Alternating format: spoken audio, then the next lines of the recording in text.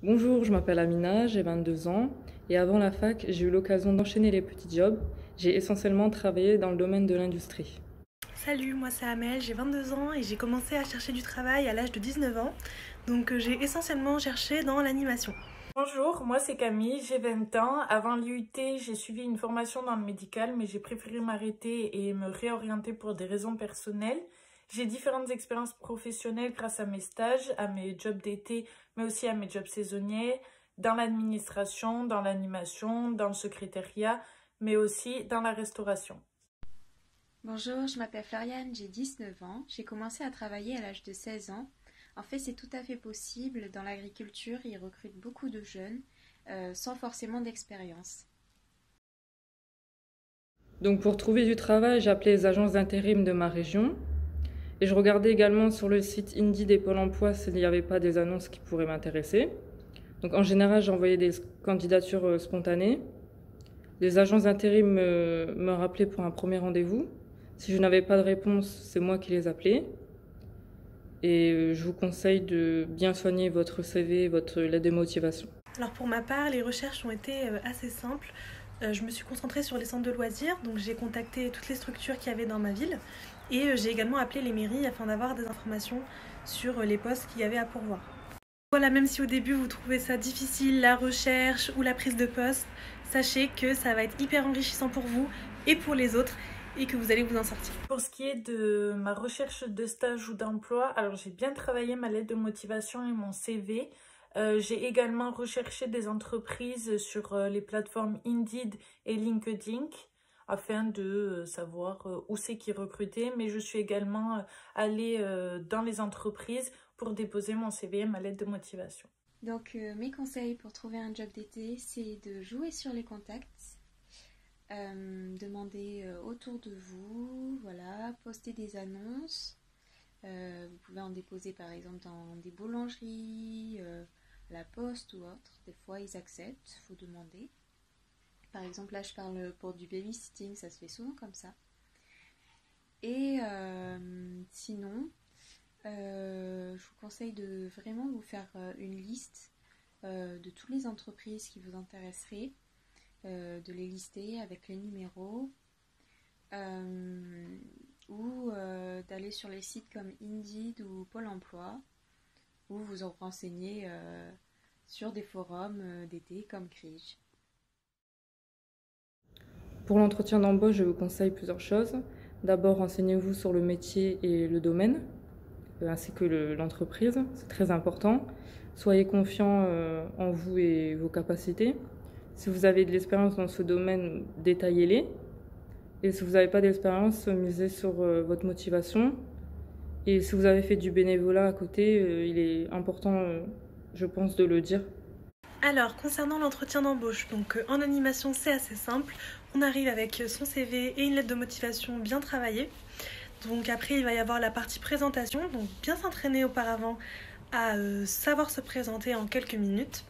Et ensuite on a ce temps d'échange avec le recruteur. Donc là ce qui est important c'est de savoir lier nos compétences avec le poste pour lequel on est là. Alors moi dans le domaine de l'animation, si je peux vous donner des conseils pour cet entretien, c'est vraiment de montrer que vous êtes motivé et dynamique.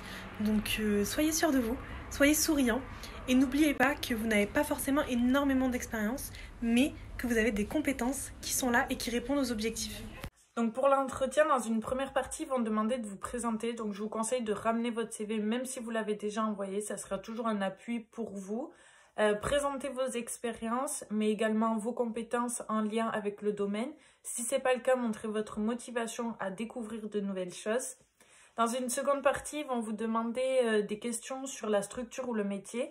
Donc c'est pareil, là je vous conseille de vous informer sur la structure, ses objectifs, son fonctionnement, ça sera toujours mieux pour vous, mais également sur le métier ou le stage que vous allez effectuer avec les objectifs pour vous à découvrir. Alors pour mes entretiens de job dating à la pépinière, c'était pas vraiment un entretien d'embauche en soi parce que pour eux ils me prenaient déjà, c'était juste convenir de quand est-ce que je venais, jusqu'à quand, ce que je devais emmener, me dire les horaires, emmener la gamelle, etc. En fait, c'était plus de l'information pour mon accueil dans la pépinière.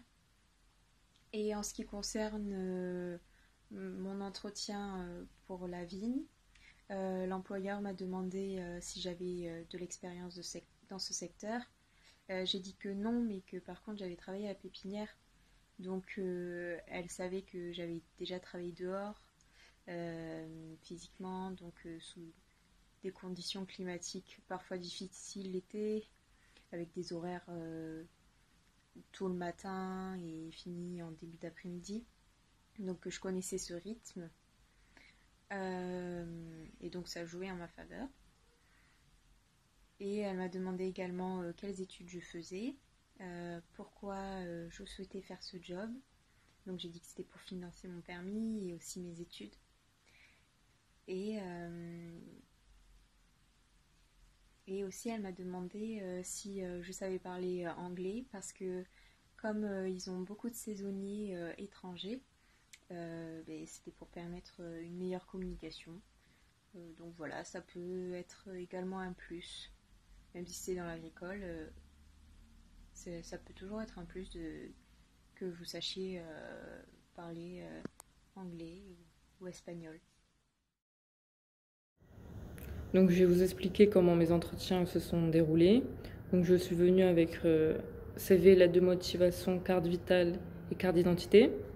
Tout d'abord, il vous demande de vous présenter, d'expliquer un peu vos expériences si vous en avez. Et après, il y a une suite de questions en fait. Donc pour savoir si vous connaissez le métier ou le domaine, il y a des questions de type pourquoi vous et pas une autre, pourquoi vous avez candidaté, qu'est-ce que ça va vous apporter. Donc il faut être préparé à ce genre de questions. Si vous êtes préparé à l'entretien, à ce genre de questions, tout va bien se passer. Et il n'y a pas de raison pour que ça se passe mal en fait. Donc ne soyez pas stressés, soufflez un bon coup et ça devrait le faire. Ce qui est nécessaire pour l'entretien, c'est également de se renseigner sur la structure dans laquelle on va postuler. Donc savoir quel type de public y est accueilli, quel type d'accueil il y a, est-ce que c'est des périscolaires, est-ce qu'ils organisent des mini-camps par exemple.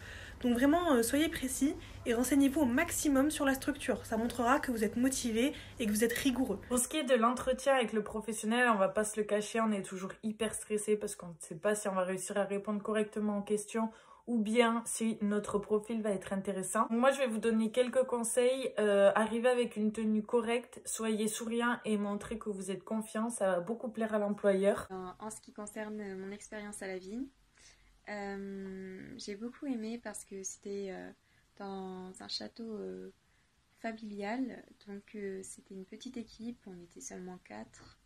Donc pour l'échange, ça se fait plus facilement. On m'a montré comment faire. Au départ, c'était un peu difficile parce que j'avais du mal à suivre le rythme. Comme ils étaient là depuis plus longtemps que moi, c'est normal que j'étais un peu en arrière. Mais après, on prend vite le geste, comme ce sont des gestes répétitifs. Donc voilà. Et puis, ce qui est sympa, c'est aussi, on est avec des Finlandais, des Espagnols, voilà, et donc il peut s'en suivre de super échanges. Donc voilà. Donc dans cette partie, je vais détailler un peu plus mes expériences. J'étais intérimaire, donc c'était des missions de courte durée, donc quelques semaines ou un peu plus longues, quelques mois. Donc je faisais de la préparation de commandes et je vais vous expliquer comment se passe une journée type. Donc le matin, vous vous procurez un pad. C'est un outil qui vous aide à savoir les articles, etc. à mettre dans le bac. Donc il y a des bacs qui défilent, vous bipez, ça vous indique le rayon et l'allée, et vous allez chercher les articles. Et après, vous avez tout terminé, vous pouvez envoyer votre caisse et le colis, il est prêt. Donc c'est un rendement assez... Il faut respecter un rendement en fait. Donc il faut être assez dynamique et assez rapide. Après cette expérience avec les enfants âgés de 3 à 5 ans, je me suis orientée vers des enfants plus grands. Donc j'ai fait des mini-camps avec des enfants qui avaient entre 8 et 12 ans. Donc c'était vraiment une super expérience. Et ensuite j'ai continué les petits postes d'animation un peu partout et avec des publics différents. Donc là actuellement j'ai pu travailler avec une personne atteinte de handicap et l'accompagner dans l'animation. C'est vraiment génial. Pour ce qui est de mes expériences professionnelles, donc moi j'ai touché à différents domaines qui sont totalement différents ou pour certains complètement à l'opposé. Donc dans le domaine de l'animation, de la restauration, de l'administration ou du médical, grâce à mes stages, à mes jobs étudiants, mais aussi à mes jobs saisonniers. En ce qui concerne mon expérience à la vigne, j'ai beaucoup aimé parce que c'était dans un château familial, donc c'était une petite équipe, on était seulement 4, donc pour l'échange ça se fait plus facilement. On m'a montré comment faire. Au départ c'était un peu difficile parce que j'avais du mal à suivre le rythme, comme ils étaient là depuis plus longtemps que moi, c'est normal que j'étais un peu en arrière, mais après on prend vite le geste, comme ce sont des gestes répétitifs. Voilà. Et puis ce qui est sympa, c'est aussi on est avec des Finlandais, des Espagnols, voilà, et donc il peut s'en suivre de super échanges. Donc, voilà. Donc si vous voulez travailler dans ce domaine, je vous conseille d'être autonome, d'être assez rapide et dynamique, de supporter les tâches répétitives. C'est un travail quand même assez physique, donc il faut avoir une bonne condition pour, et ne pas être dérangé le fait de travailler dans un entrepôt. Il faut savoir que le BAFA, c'est vraiment un outil nécessaire quand on veut travailler en animation. La majorité de l'embauche se fait avec le BAFA. Donc à part si vous avez vraiment beaucoup d'expérience avant. Donc je vous conseille de le passer. En plus de ça, c'est un réel outil, hein. Vous apprenez beaucoup de choses. Et quand vous arrivez sur votre poste, vous êtes beaucoup plus efficace. Si je devais vous donner des conseils sur les expériences professionnelles, donc moi j'ai essayé de découvrir des domaines qui ne m'intéressaient absolument pas. C'est quelque chose qui a été plus ou moins bénéfique pour moi parce que je me suis rendu compte que de toute façon dans n'importe quel métier, qu'on le fasse dans un restaurant ou dans un autre, le fonctionnement est totalement différent, le public est différent. Donc c'est vrai que même si ça fait un petit peu peur, on est jeune, on a le temps d'apprendre, on a le temps de découvrir ce qu'on aime et ce qu'on n'aime vraiment pas. Et puis de toute façon, ça vous aidera à avancer dans votre projet professionnel en sachant quel métier vous ne voulez pas faire et quel métier vous pouvez envisager de faire. Donc mes conseils quand vous êtes en entreprise, c'est d'être attentif à ce qu'ils vous montrent, aux consignes et tout ça. Si vous n'avez pas bien compris ou que vous n'êtes pas sûr de ce que vous faites, n'hésitez pas à reposer les questions. Ils sont là pour ça, pour vous former, donc n'ayez crainte. Et soyez ponctuels, bien sûr. Et sinon, n'hésitez pas à leur parler s'il y a un souci et tout ça.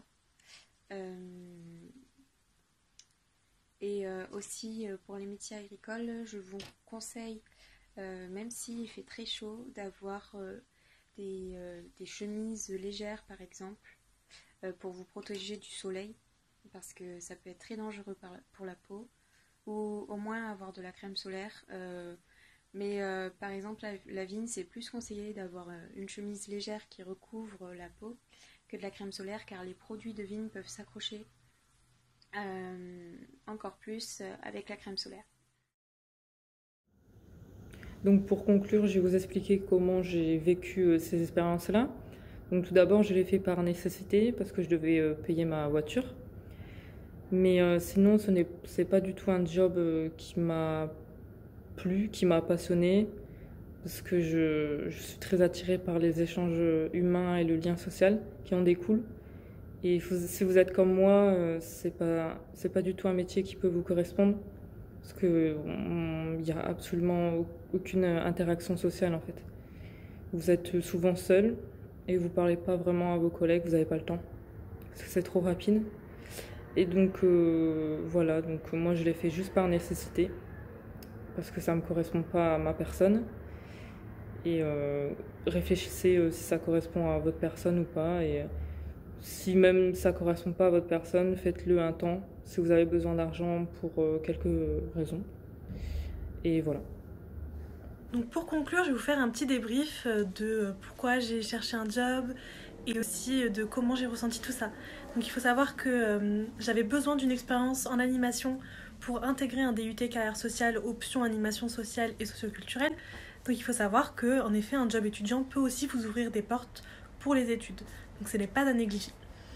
Ensuite, concernant mon ressenti, écoutez, j'ai trouvé ça vraiment cool parce que la difficulté permet aussi d'apprendre, de s'enrichir. En tout cas, je vous souhaite beaucoup de courage en cette période. Ne perdez pas espoir, on va y arriver.